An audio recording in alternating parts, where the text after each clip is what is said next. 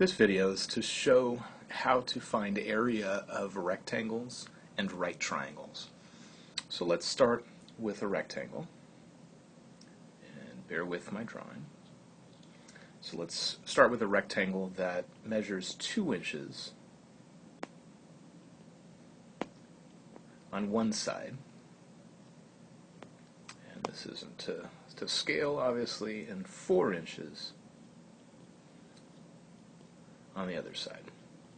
So it's a 2 by 4 rectangle.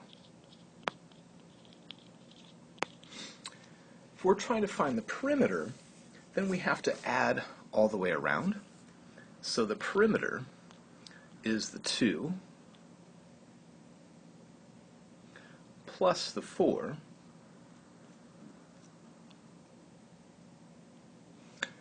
plus 2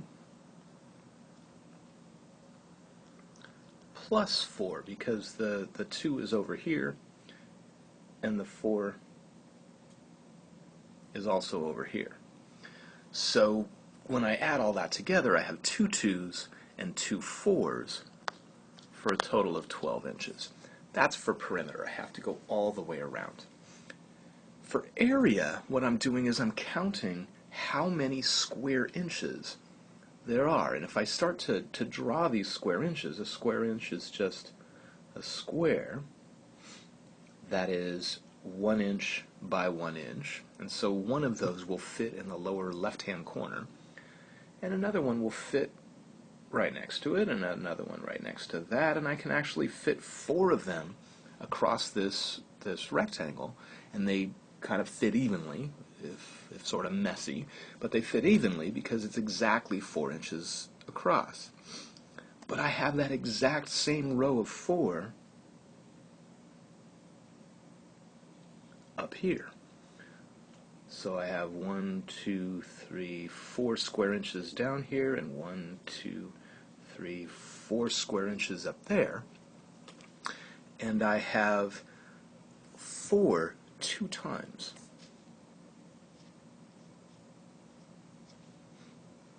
For a total of 8 of those square inches. So that's the area of this rectangle. So next we look at a right triangle. So I'm going to go to the next page and draw a right triangle. And this right triangle is a right triangle because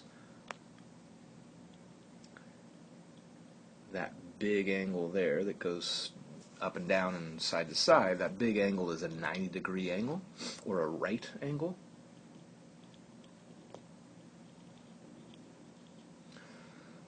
And I'm trying to figure out the area when this thing measures 2 inches on that leg and 4 inches on this other leg. And the problem is I can't measure it directly. I can't just start lining up these square inches, because I can do that at first. There's one of them, and there's the second one. But as I keep going, it starts to, what do I do with this stuff back here? So that direct method that I used for the rectangle of actually looking at those squares and counting them doesn't work.